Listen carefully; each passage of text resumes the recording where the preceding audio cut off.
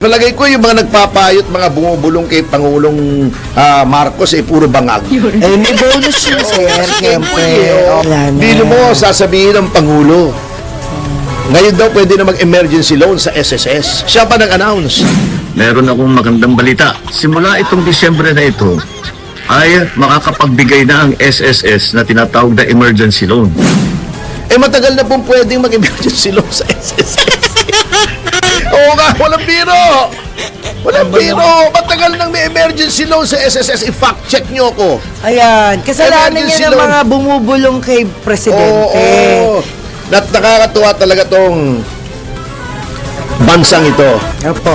Parang wala nang mga tagapagsalita, no? At halo-halong kalamay na ang executive. Oo.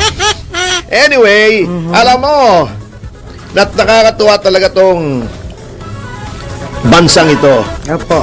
Parang wala nang mga tagapagsalita, no? At halo-halong kalamay na ang executive. Wala na. Bili mo, sasabihin ng Pangulo. Ngayon daw pwede na mag-emergency loan sa SSS. Siya pa nag-announce. Eh matagal na pong pwedeng mag-emergency loan sa SSS. Oo nga, walang biro. Walang biro. Matagal nang may emergency loan sa SSS. I-fact check nyo ko. Ayan, kasalanan Emergency niya ng loan. mga bumubulong kay Presidente. Oo. Mali kayong mali. Sinisira niyo yung issue. Oo nga eh, palagay ko yung mga nagpapayot, mga bumubulong kay Pangulong Marcos ay puro bangag. Eh, may bonus yun, sir. Kasi Siyempre. oo. Bago pero ito mali. pa, ito Okay. nagtataka ako, di ba iniimbestigahan Opo.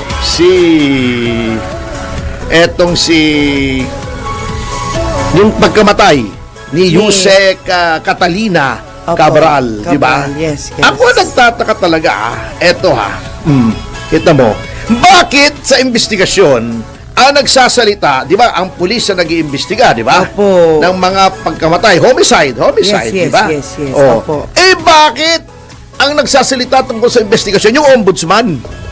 Kasama ba sa papel ng ombudsman yung homicide investigation? Di ba sa pulis yun? Police yun, yes. That's Oo. true. Bakit ganun, Kengkoy? Di ba? Baka wala Bakit- na siyang ginagawa, kaya siya na lang. Sa bagay, buti naman yung may Oo. pakinabang siya.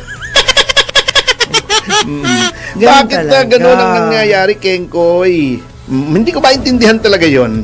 Ha? Sa aking experience ay, bakit ganun? Only this time, change lahat ang kanilang... Bakit lahat ng hindi lahat ng lahat ng pangyayari ay ganun. Agawan Ang ng nag-announce, papel. nagiging parang walang spokesman. Opo, agawan ng papel Oo ngayon. nga eh. Hindi nila trabaho, tinatrabaho. Oo, kaya nga eh. Okay Presidente lang. na nag-a-announce ng kung ano-ano, Oo. parang walang spokesman. Baka yung spokesman, wala namang mai-announce. Oo. Anyway, problema? eto kinumpirma ni Congressman Leandro Leviste Opo. na iniwanan sa kanya ni Yusek Cabral ang listahan Yun ang ng matindi. lahat ng mga mambabatas. Yun ang matindi. So I presume kung mambabatas, hindi lamang mga kasapi sa Opo. mababang kapulungan, Pati sa kundi higher. o sa Senado. Senado. Oo.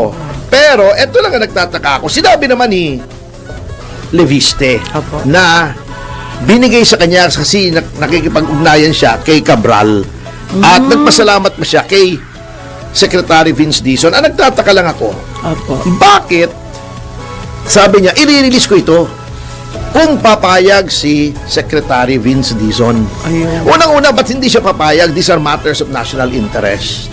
Pangalawa, bakit kailangan ng permiso ni Vince Dizon? Hindi ba mga dokumento to ng DPWH na relevant? Pangatlong kinakataka ko, pinakita na daw ito sa ICI Ala. ni Representative Leviste. Leviste. Ngunit bakit walang aksyon ang ICI dito? Ba't ang bagal? Yun ang mga pinagtataka ko rito eh. Anong hinihintay nyo? Ayun. Kaya Diba? nga, ano hinihintay nyo Sabi, diba yung mga lumang mga telebisyon, yung Yeah, mga, yeah. actually sino yun na Opo. nakikita ko na lang sa TV, kasi mga 60s yun, di pa naman ako buhay nung 60s. Sige sir, Yung i-record mo. 70s, Hindi, yung 70s, di ba, yung mga lumang pelikula. Opo. Mahilig ako manood talaga ng pelikula eh. Sa TV, 2:00, yung mga lumang pelikulang Pilipino na black and white pa. Oh. Yung mga ang plot di ba, yung hardinero o yung driver na in love dun kay senyorita, Yes. dun sa anak nung may-ari, bago Opo. ayaw nung mga magulang, di ba? Opo. Bigla silang maaabutan dun sa sala. Opo. Medyo nagliligawan, pero ang ligawan noon, malayo, siguro 3 metro layo. Kumakanta pa nga Nagkikwentuhan di ba? lamang, oo, nagkikwentuhan lamang. Eh, syempre, darating yung Don, Opo. si Don Agaton. Agaton. Ayan. Papamewang pa yung ganito, papamewang yung ganyan. Aking book. Ah. Ganyan, okay. Anong ibig sabihin ito, Di ba? Porque may halika dyan, eh. Hindi, walang halika noon. Wala pa ba? Please, wala. Ano ibig sabihin ito, Tapos, anong sagot? Sabi niya, pero papa, Nagmamahalan kami. Papa? Sasabihin, nagmamahalan po kami, papa. Ano, mahal-mahal? Anong ipagkakain sa iyo ng hampasilupa na ito, At ikaw naman, lalaki. Anong ginagawa mo sa loob ng pamamahay ko, Ayoko na makikita ang pamumukha mo dito kahit kailan, nunca.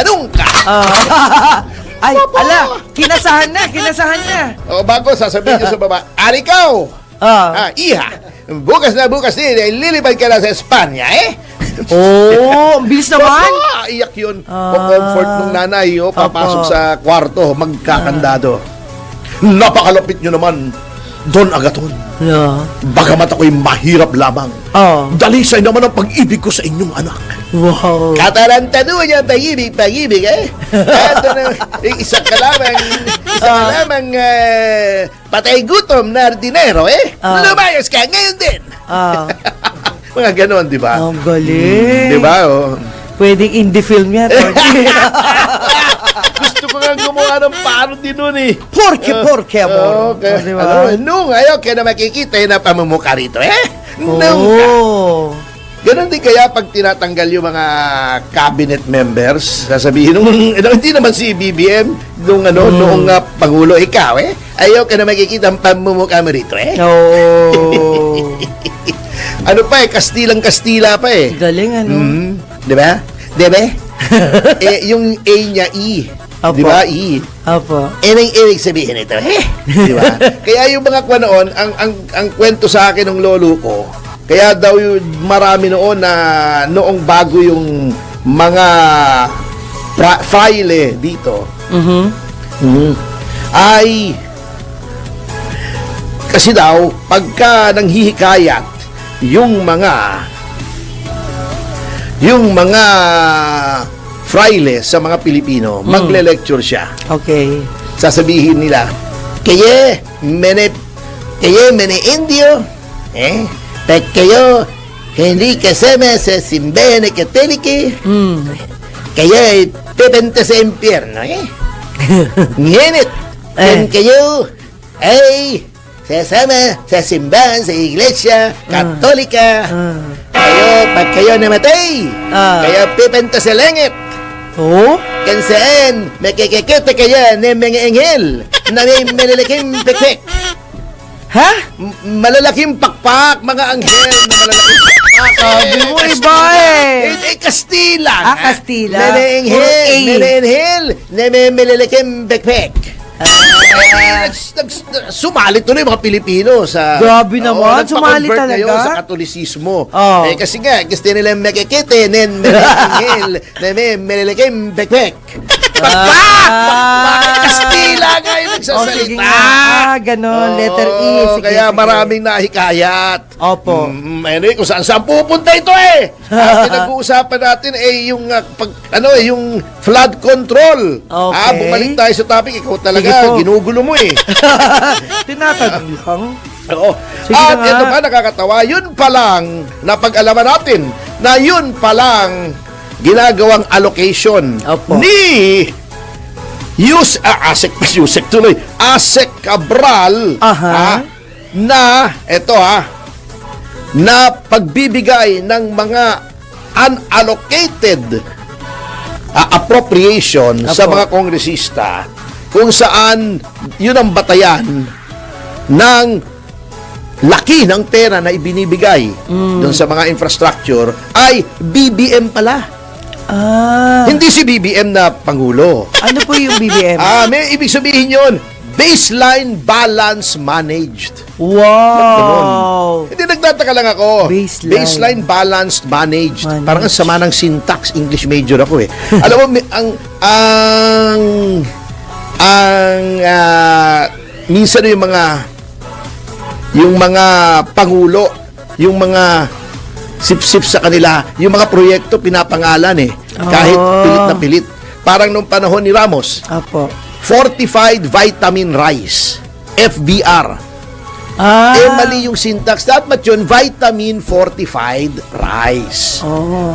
Yung adjective ng rice ay yung Vitamin Fortified. Para lang hindi yung maisabay. Fortified Vitamin Rice. Di ba? Apo. Fortified Vitamin Rice. Sip-sip nga, tama kayo. Hindi pwedeng FBR talaga. Fortified Vitamin Fortified BFR. Ano naman panahon ni ERAP, Enhanced Retail Access for the Poor. Tama. Tama.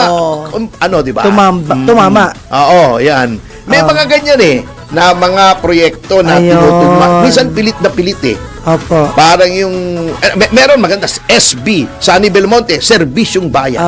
Pero meron, anak ng teteng, nasa gitna yung initials, pinipilit pa rin, kaya kengkoy nangyayari. Anyway, yun pala ang formula kung saan nalalaman yung BBM o ano Baseline.